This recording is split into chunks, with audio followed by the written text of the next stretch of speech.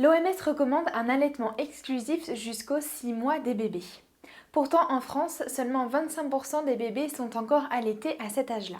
Les difficultés au démarrage et le manque de soutien sont les principaux facteurs qui mettent fin aux allaitements. Alors dans cette vidéo, je vais te montrer comment bien démarrer ton allaitement et surtout comment le faire durer. Pour bénéficier de mes meilleurs conseils sur la maternité, le postpartum et les bébés, abonne-toi à ma chaîne YouTube. Pour bien démarrer un allaitement, il me semble indispensable que tu connaisses les mécanismes de la lactation, que tu saches ce qu'il se passe dans ton corps pour que le lait soit produit, qu'il jaillisse et que tu puisses nourrir ton bébé. Et pour faire durer un allaitement, il te faut du soutien, éviter de mettre certaines choses en place et en appliquer d'autres. C'est ce que nous allons voir dans cette vidéo. Je suis Julia du site etmamantudeviendras.com et je vais commencer par te présenter ce qu'il se passe dans ton corps pour que tu puisses produire du lait et en donner à ton bébé. En tant que femme et maman, on est toutes conçues biologiquement et physiologiquement pour nourrir nos bébés avec notre lait maternel. Au deuxième trimestre de grossesse, les femmes commencent à produire du lait. C'est le colostrum et c'est le premier lait que pourra boire le bébé. Après l'accouchement, les taux d'oestrogène et de progestérone chutent et laissent la place à la prolactine. La prolactine, c'est la première hormone importante de l'allaitement. C'est elle qui va réguler la production de lait. Quand les alvéoles des seins, donc les alvéoles, c'est les petites poches où sont stockés le lait dans les seins, sont pleines, la prolactine envoie le message au cerveau qu'il faut stopper la production de lait. A l'inverse, quand les alvéoles sont vides, quand le bébé a bien tété et qu'il a bien vidé les seins, la prolactine envoie les messages au cerveau pour que le lait soit produit de nouveau. C'est la succion du bébé qui produit cette hormone. En tétant correctement et efficacement, il va activer des petits ressorts à la périphérie de l'aréole. L'aréole, c'est la partie sombre autour du téton. Une fois que ces petits ressorts sont activés, ça lance la production de lait grâce à la prolactine. On verra un peu plus tard dans la vidéo comment bien mettre ton bébé au sein pour qu'il tète efficacement, qu'il stimule ses petits ressorts et que ta lactation se mette bien en place. La deuxième hormone indispensable à l'allaitement, c'est l'ocytocine. C'est l'hormone qui va faire en sorte que le lait jaillisse. Alors l'ocytocine, c'est une hormone qui est très contrôlée par le cerveau. Pour qu'elle puisse être produite donc en bonne quantité, il faut que tu sois reposé et détendu au moment de la tétée. Il faut aussi que tu sois bien installé et que tu prêtes attention à te nourrir sainement et en bonne quantité. Il faut savoir que le stress, la douleur, la fatigue sont autant de choses qui vont faire baisser l'ocytocine et qui peuvent même la stopper. Donc c'est très important que tu sois soutenu pendant ton allaitement et que tu sois accompagné dès les premiers jours de vie de ton bébé. Donc pour stimuler ta lactation, pour mettre ton allaitement en place, pour le démarrer, sécréter la prolactine et l'ocytocine, il faut dans un premier temps que ton bébé tète correctement, qu'il ait une bonne succion, que les tétées soient efficaces, c'est-à-dire que ton bébé vide bien tes seins pour que derrière la prolactine envoie les bons messages au cerveau pour produire de nouveau du lait. Et il faut aussi des tétées fréquentes puisque l'allaitement est basé sur l'offre et la demande. Plus ton bébé tétera, plus tu produiras du lait. A l'inverse, moins il tétera, moins tu produiras du lait. Je vais te donner à présent mes conseils pour bien démarrer ton allaitement et le faire durer. Le premier conseil, c'est qu'il faut bien installer ton bébé au sein. C'est un élément fondamental pour bien démarrer ton allaitement. Cela permet plusieurs choses. D'abord, ça permet à ton bébé de bien se nourrir et de bien se développer. Une bonne succion de ton bébé va faire en sorte que tes seins vont être bien vidés et donc que derrière ils vont être de nouveau remplis. Donc ça va participer à ta production de lait et à la bonne mise en place de ton allaitement. Et enfin, une bonne position du bébé, ça te permet aussi d'éviter des crevasses ou des engorgements. Bien positionner son bébé au sein, ça s'apprend, comme l'allaitement. Dans sa globalité, l'allaitement, ça s'apprend, ça s'apprivoise. Pour t'aider dans cet apprentissage, je vais donc te donner un pas à suivre pour bien mettre ton bébé au sein. La première chose à faire, c'est qu'il faut que tu t'installes confortablement. N'hésite pas à utiliser des coussins, un marchepied. Dis-toi qu'aucun de tes muscles ne doit se fatiguer pendant la tétée. Deuxièmement, il faut que tu installes ton bébé contre toi. Il faut qu'il soit à l'horizontale, placé ventre contre ventre. Il faut faire attention qu'il soit bien aligné aussi, que son oreille, son épaule et sa hanche soient bien droites. C'est la position classique de la madone. Ensuite, si bébé ne le fait pas de lui-même, il faut l'inviter à ouvrir grand la bouche.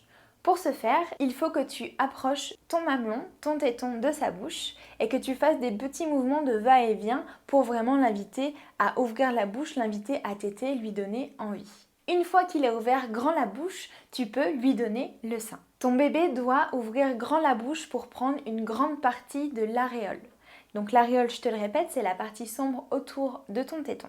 Il ne doit pas prendre uniquement ton mamelon. C'est en ayant la bouche grande ouverte et en prenant une grande partie de l'aréole qu'il va non seulement stimuler les bons petits ressorts pour produire du lait, mais c'est aussi comme ça qu'il va bien téter, bien vider ton sein et qu'il va aussi t'éviter des douleurs comme l'apparition de crevasses ou d'engorgement. Pour finir la position du bébé, il faut que son menton soit bien plaqué contre ton sein et que en revanche son nez soit dégagé. Enfin, lorsqu'il commence à téter, assure-toi bien que la lèvre inférieure de ton bébé soit retroussée. Encore une fois, je te mets une petite illustration juste ici qui est tirée du livre Les vrais besoins de votre bébé de Bernadette Lavolée. Mon deuxième conseil, c'est qu'il faut que tu allaites à la demande au signe de faim. Alors, allaiter à la demande pour une jeune maman avec un premier bébé, ça peut être un peu compliqué, ça peut paraître un peu abstrait. Du coup, pour mettre ça en place, il faut que tu sois attentive aux signes de faim qu'émet ton bébé. Il y en a plusieurs et je vais te les donner tout de suite. Le premier signe de faim que peut te démontrer ton bébé, c'est lorsqu'il tourne la tête quand il est en contact avec quelque chose sur sa joue. Il va ouvrir la bouche et on a l'impression, dans le langage commun, on dit qu'il cherche. S'il fait ce premier signe, c'est qu'il a faim. Ensuite, les autres signes sont qu'il a les yeux ouverts.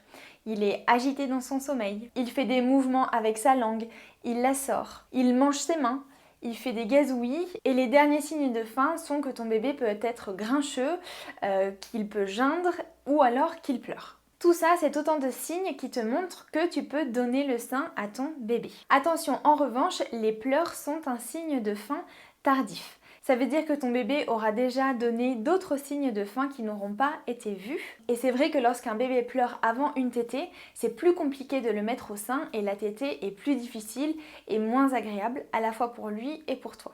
Du coup, pour éviter ça, il y a une règle d'or à mettre en place. C'est de mettre ton bébé au sein à la demande sans prêter attention aux horaires. Vraiment, j'insiste beaucoup là-dessus. Tu dois bannir les montres et les autres applications en tout genre qui vont t'indiquer à quel moment tu as donné le sein à ton bébé.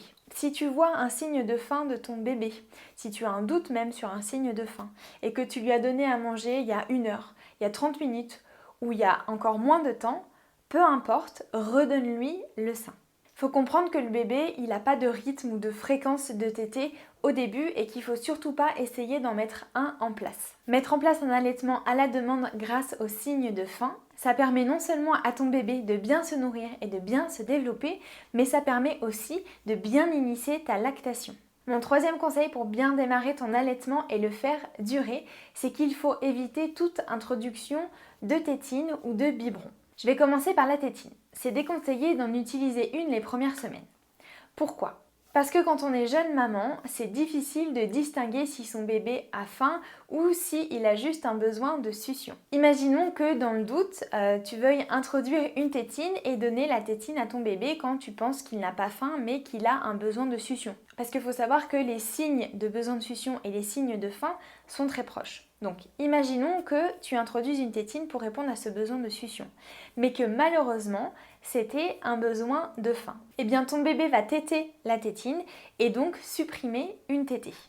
Si c'est une opération qui se répète, tes tétées seront de moins en moins fréquentes et ça va entraîner une baisse de ta lactation. Et cette baisse de lactation peut amener à une fin précoce de ton allaitement. La meilleure solution, c'est de proposer le sein à ton bébé parce qu'il répond aux 2 besoins. Et si ton bébé n'a pas faim, il te le fera savoir en détournant la tête ou en se dégageant du sein.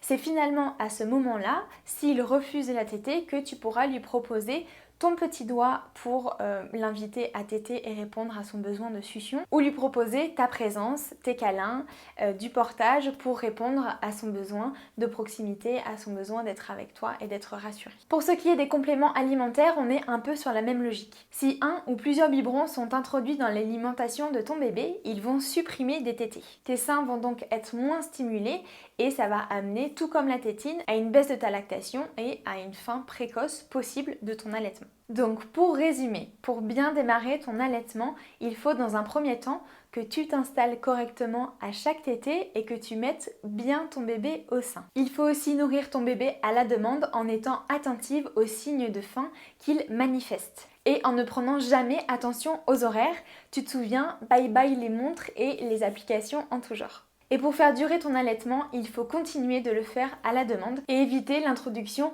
répétitive de tétines ou de compléments de lait. Je terminerai par te dire que pour faire durer ton allaitement, il va falloir que tu t'accroches, que tu sois persévérante. La bonne mise en place d'un allaitement pour que celui-ci te soit agréable, que tout se passe bien, qu'il y ait une bonne routine et que tu te sentes à l'aise dans ton allaitement, ça prend généralement 6 à 12 semaines. Donc en gros, patience, persévérance, et indulgence aussi envers toi-même. Tu formes une équipe avec ton bébé et les choses vont se mettre en place progressivement. Pour t'aider dans la mise en place et la pérennité de ton allaitement, continue de t'informer comme tu viens de le faire avec cette vidéo, c'est absolument parfait. Je te mets en barre d'infos les ressources que je te conseille de lire à la fois sur internet ou dans des bouquins. Entoure-toi aussi, c'est très important que tu aies un cercle de soutien dans ton quotidien qui te permette de te concentrer sur ton bébé et sur ton allaitement. Et puis au moindre doute, à la moindre question, à la moindre douleur, n'hésite surtout pas à contacter un professionnel de santé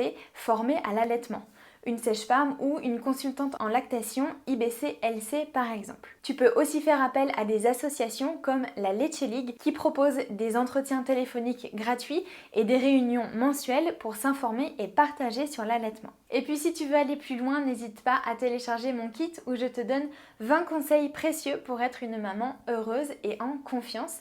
Le lien pour télécharger le kit est en barre d'infos ou dans ma bio Instagram. Je te souhaite une merveilleuse aventure lactée comme on dit.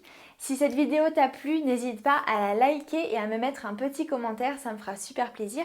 Et puis n'hésite pas aussi à me poser toutes les questions que tu as relatives à l'allaitement, je me ferai un plaisir de te répondre. Je te dis à très vite pour une nouvelle vidéo. Salut!